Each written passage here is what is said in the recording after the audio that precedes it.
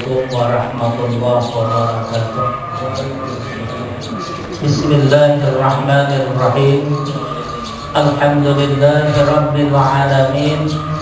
Allahumma salli ala Muhammad wa ala ali Muhammad kama sallaita ala Ibrahim wa ala ali Ibrahim innaka Hamidum Majid. Wa barik ala Muhammad wa ala ali Muhammad kama barakta ala Ibrahim wa ala ali Ibrahim innaka Hamidum Majid. Amma ba'du, usikum wa nafsi bitaqwallah faqad fazal muttaqun.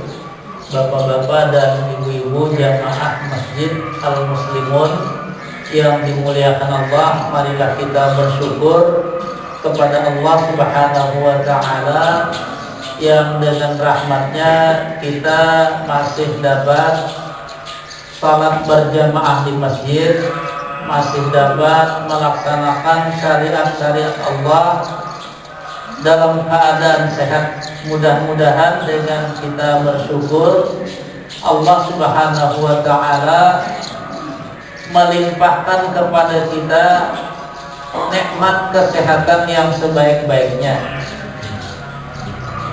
Karena kalau orang diberi nikmat sehat, dan sehat itu adalah pemberian dari Allah, buktinya banyak orang dahulu guru ulun kira-kira tahun 73-an, 1973. Waktu itu masih banyak orang karena penyakit lepra. Orang Banjar menyambat penyakit basar. Dan penyakit lepra ini kalau bersentuhan dengan yang sehat maka pasti tertular. Jadi ujar guru ulun waktu itu, sehat atau sakit itu semua datangnya dari Allah. Maka kalau minta sehat, mintalah kepada Allah. Karena itu beliau berani berjabat tangan dengan orang yang kena lepra ini, dan ternyata tidak apa-apa. Artinya yang dapat kita ambil pelajaran dari cerita beliau itu, kita sebagai manusia hamba Allah yang sekarang dipenuhi dengan ilmu pengetahuan, maka hendaknya ilmu pengetahuan itu tidak melupakan, tidak menghilangkan keyakinan kita kepada Allah Subhanahu wa ta'ala. Termasuk masalah corona ini. Maka selama kita berdoa kepada Allah, ya Allah berilah kami nikmat sehat, insya Allah akan tetap sehat. Dan ujar pengalaman yang ada dalam Al-Quran, maka masuk neraka selama-lamanya. Ditambah lagi, walahu azabun muhin, dan di neraka itu dia akan mendapatkan siksa yang selain sangat sakit juga membuatnya malu kepada sesama penghuni neraka.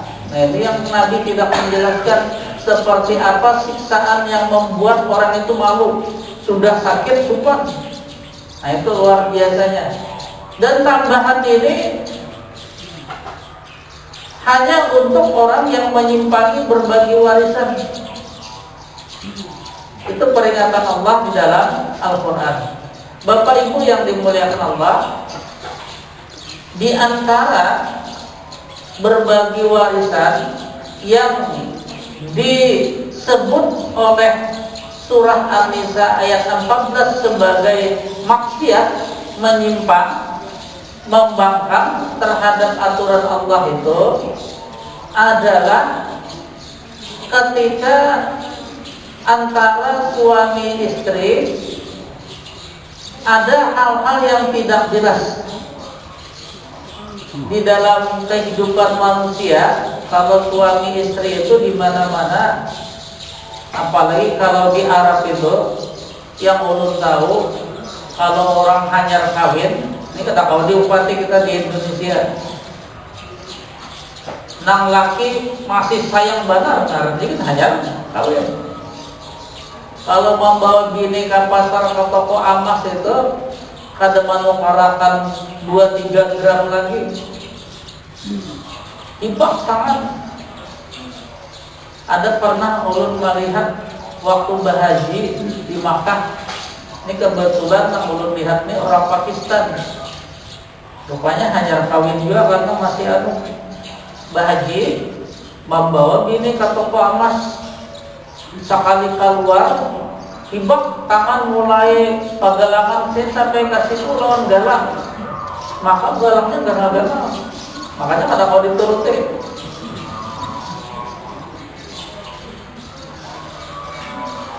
Ketika seperti ini dan di mana-mana biasanya manusia kalau lagi sayang dan bini, kebetulan ada duit lebihan, datang ini jalannya akan kalau pakai hak. Nah gitu kan. Yang seperti ini menurut Al-Quran harus jelas. Ketika si suami mengatakan ini kalau pakai jas, ini memberi atau meminjami, karena hanya ada dua. Kalau meminjami, lalu orang Banjar menyangkut akan duit. Sri Mulyani bingung, kenapa menyangkut akan duit? Kalau bahasanya meminjami dan itu adalah untuk tabungan, maka kalung itu apabila si suami meninggal dunia jadi warisan. Kalau jangan ini berikan semalam menukarakan di julung lawan aku, jadi ini pada masuk warisan. Biasanya kalau anak ada masih kawan jebok orang lebih, tapi ketika tidak punya anak, lalu ahli waris lain selain istri adalah saudara dari suaminya yang meninggal dunia itu, nah itu lalu ini diberiakan semalam. Itu ya bisa disebut oleh Al-Quran menyimpangi, membantah, melawan terhadap aturan Al-Quran. Karena menurut aturan Al-Quran, kalau bahasanya itu meminjami, berarti tetap milik suami. Kalau suami meninggal dunia, maka kalung itu jadi warisan. Tapi kalau kata si suami, ini ku beri kamu, maka itu menjadi milik istri. Kalau suaminya meninggal dunia, kalung tadi tidak termasuk harta warisan suami. Nah karena itu seharusnya suami yang akan melakukan seperti ini hendaknya mengucapkannya jelas-jelas, ini meminjami atau memberi, ini untuk tabungan atau bukan untuk tabungan. Kalau untuk tabungan ini namanya ya kasih kita menabung duit, jadi pakai aja karena ini untuk menabung, ya harus jelas. Sehingga kalau umpamanya ada orang suami mengatakan ini galak pakai, kemudian suami meninggal dunia, maka secara hukum umum bahwa kalau suami menyerahkan sesuatu kepada istrinya itu harus dihukumkan memberi. Itu hukum umum, cuma hukum umum ini belum tentu sesuai dengan apa yang ada di hati si suami ketika menyerahkan kalung atau gelang itu. Jadi untuk tidak sampai terlanggar surah An-Nisa ayat 14 yang bisa masuk neraka selama-lamanya, hendaknya seorang suami ketika membelikan perhiasan, dia jelas-jelas mengatakan ini untuk dipakai tabungan atau untuk memberi. Karena biasanya di antara yang jadi kual orang berbagi warisan itu yaitu salah satunya.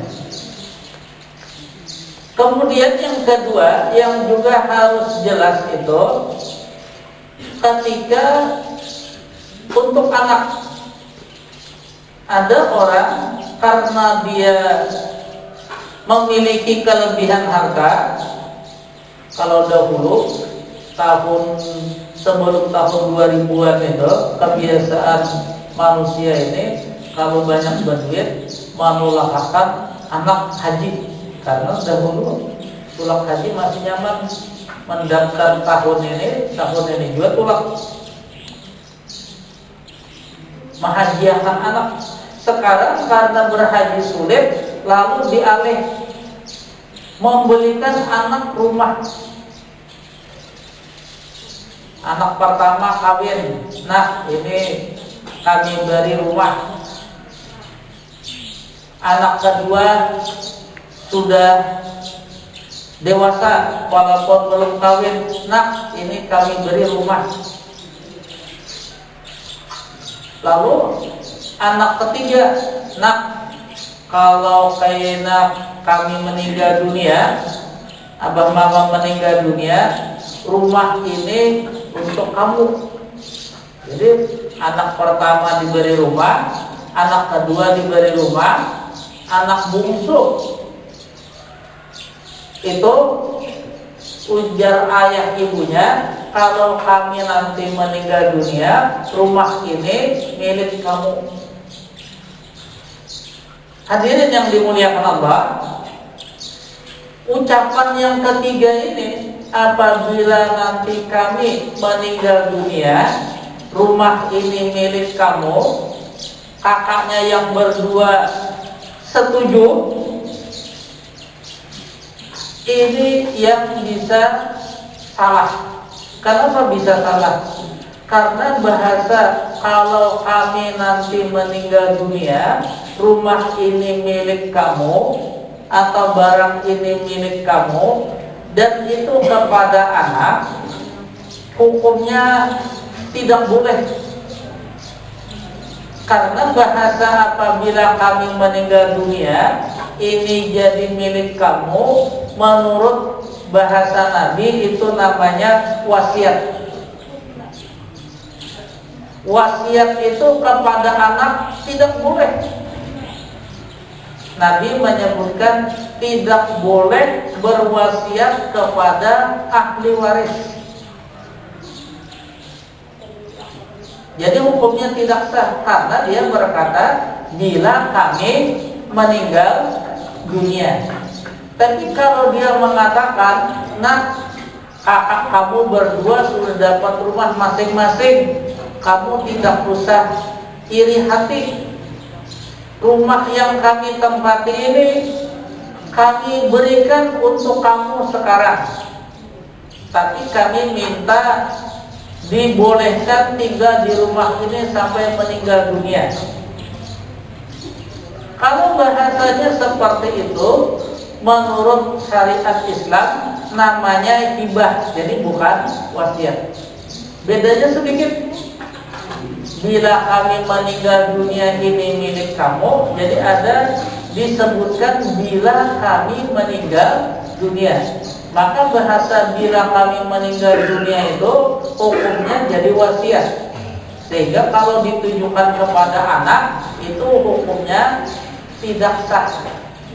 Arti tidak sah, kalaupun yang kakaknya berdua setuju, lalu si anak ini mendiami rumah itu setelah ayah ibunya meninggal dunia, hukumnya dia haram tinggal di rumah itu karena wasiatnya tidak sah.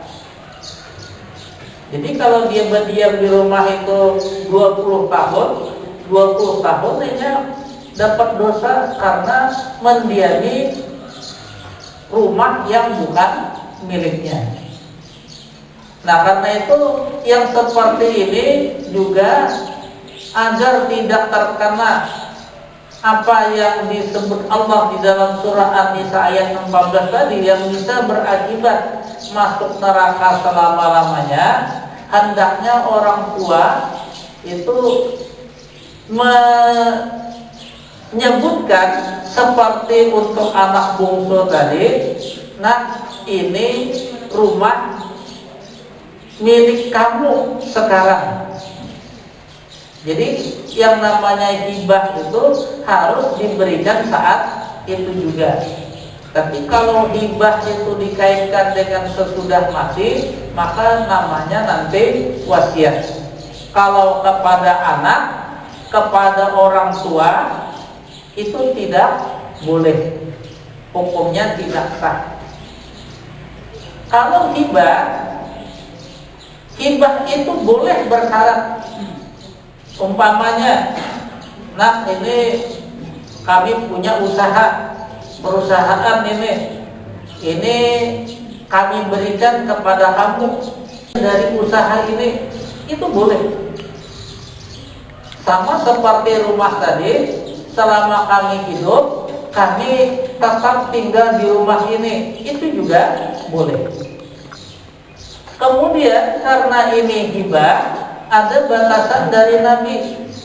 Kalau hibah itu kepada anak, maka supaya anak ini nanti tidak berkelahi, hendaknya nilai hibah itu tidak jauh berbeda. Kalau sama persis sulit. Karena itu lalu batasannya hanya tidak jauh berbeda. Kalau 3 anak tadi sama-sama dapat rumah, maka nilai rumah itu mirip. Umpamanya yang satu rumah 500 juta, yang kedua rumahnya 510 juta, yang ketiga rumahnya 480 juta, itu masih berdekatan, tidak apa-apa. Tapi kalau yang satu rumah harganya 500 juta, yang kedua rumah itu harganya 300 juta, ujar Nabi itu tidak boleh. Karena nanti akan ribut. Yang mana ini kan biar dapat rumah 500 juta, aku dapat rumah 300 juta aja, berkelahi. Dan biasanya berkelahi harta ini 10.000 saja bedanya, itu bisa seumur hidup sampai anak cucu buyut kada ketaguran seberasaan. Berarti memutus silaturahim. Dan Nabi sudah mengingatkan orang yang memutus silaturahim itu tidak akan bisa masuk surga. Bapak Ibu yang dimuliakan Allah, ini yang berkaitan dengan hibah. Karenanya kalau sudah terlanjur memberi rumah untuk masing-masing anak, dan ternyata nilai rumah itu jauh selisihnya, maka ada 2 cara yang dibenarkan dalam Islam supaya hibah itu sesuai dengan syariat. Cara pertama, minta kepada yang dapat rumah nilainya di bawah itu kerelaan hati.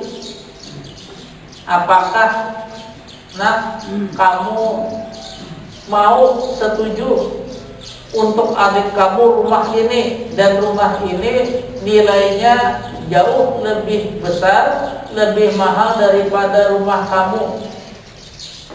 Kalau kata yang diberi rumah yang sedikit nilainya itu kami setuju saja, maka buatlah surat.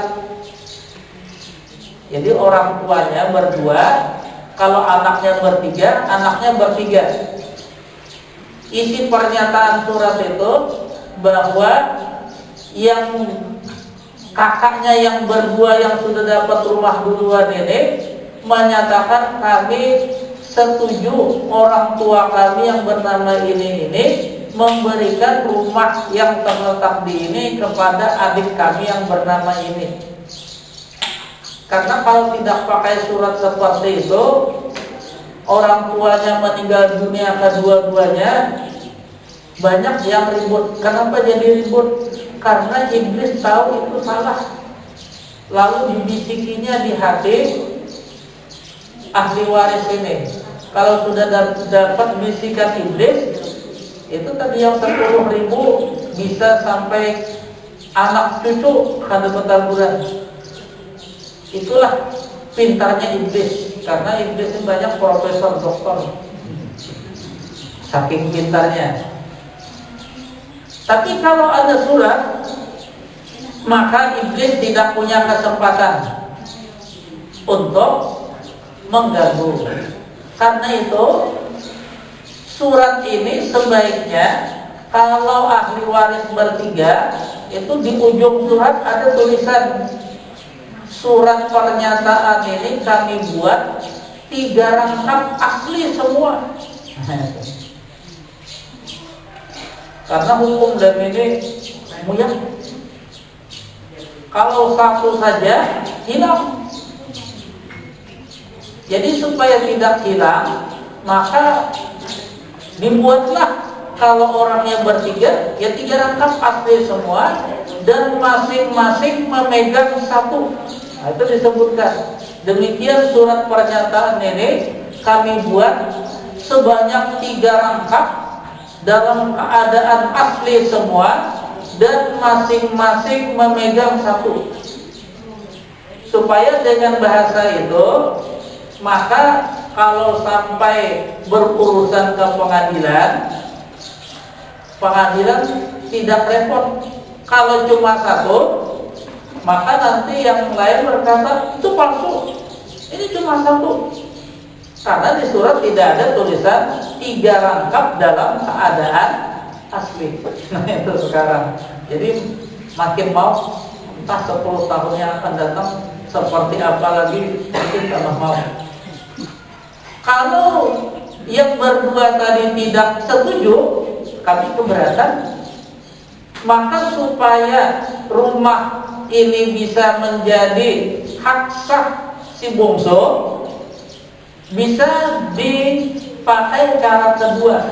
Cara kedua itu adalah bahwa kelebihan nilai rumah ini adalah warisan yang diterima terlebih dahulu oleh si bungsu. Jadi kalau umpamanya kelebihan nilai itu 200 juta, maka yang 200 juta itu hanya bisa dihukumkan kalau tidak ada persetujuan tadi ya dari yang kakak-kakaknya. 200 juta itu hanya bisa disebutkan sebagai warisan yang diterima si bungsu terlebih dahulu, sehingga nanti kalau orang tuanya kedua-duanya meninggal dunia lalu berbagi warisan, andai kata si bungsu ini kemudian mendapat warisan hanya 100 juta, padahal dia sudah menerima 200 juta kelebihan rumah yang dia terima itu, maka dia harus mengembalikan 100 juta kepada 2 orang saudaranya. Kalau sama-sama laki-laki, berarti masing-masing kakaknya harus dia kembalikan 50 juta. Cara mengembalikan itu bisa disepakati, angsuran atau tunai, terserah. Tetapi dia punya kewajiban mengembalikan. Kalau dia dapat warisan 400 juta, karena dia sudah menerima lebih dahulu 200 juta, maka dia hanya bisa menerima dari warisan itu 200 juta, karena sudah diterima duluan 200 juta. Nah itu yang dibolehkan dalam hukum, supaya rumah ini sah menjadi milik si bungsu. Hadirin yang dimuliakan Allah, itu beberapa cara yang ada dalam ilmu berbagi waris, yang oleh karenanya maka Seharusnya para orang tua ketika melakukan hal-hal seperti ini betul-betul tegas menyebutkannya kepada anak-anaknya. Ini mau diberi, mau dipinjami, atau mau seperti apa. Mungkin ini terlebih dahulu yang ingin ulun sampaikan pada pagi hari ini sebagai petunjuk dalam Al-Quran yang harus jadi pedoman kita dalam kehidupan sehari-hari. Mudah-mudahan ada manfaatnya bagi kita semua. Mudah-mudahan dengan kita mengikuti petunjuk Al-Quran seperti itu, kita berada di jalan Allah. Dan dengan kita berada di jalan Allah, mudah-mudahan Allah senantiasa menolong kita, melindungi kita, dan menjaga kita dari segala hal yang tidak kita inginkan. Salah dan khilaf mohon dimaafkan. Subhanakallahumma wa bihamdika asyhadu an la ilaha illa anta astaghfiruka wa atubu ilaik. Assalamualaikum warahmatullahi wabarakatuh.